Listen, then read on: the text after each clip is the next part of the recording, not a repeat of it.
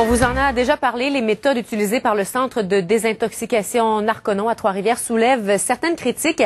Un ancien employé poursuit sa lutte afin d'empêcher que le centre n'obtienne une certification du ministère de la Santé. David Edgar Love était de passage à Trois-Rivières aujourd'hui afin de rencontrer un responsable de l'Agence de santé régionale.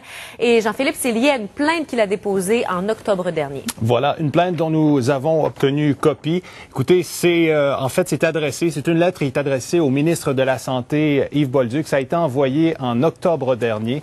3 pages dans lesquelles David Edgar Love se montre virulent à l'endroit du centre de désintoxication Narconon.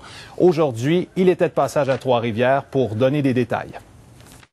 David Edgar Love est de retour à Trois-Rivières, le temps de rendez-vous avec l'Agence de santé.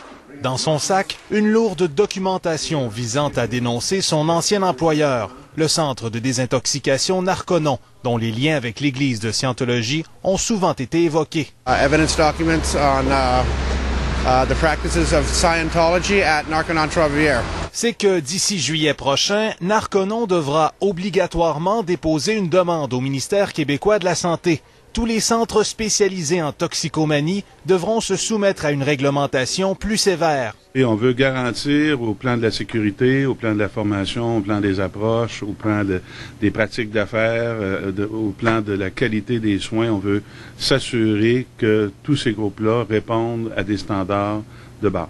David Edgar Love veut éviter que Narconon obtienne cette certification. C'est pour cette raison qu'il a déposé une plainte au ministère de la Santé en octobre dernier. 3 pages de dénonciation où il parle de son expérience. On peut y lire: quand j'étais patient et par la suite employé, j'ai recueilli des preuves démontrant que Narconon gère son centre d'une façon dangereuse pour la santé des patients. Plus loin, il conclut: quand j'ai payé pour ces traitements dispendieux, je ne pouvais pas savoir que Narconon faisait de la publicité trompeuse en parlant d'un taux de réussite de 76 %. J'étais convaincu d'adhérer à un programme de désintoxication géré par du personnel compétent et non par un groupe pseudo-scientifique qui gère sans qualification.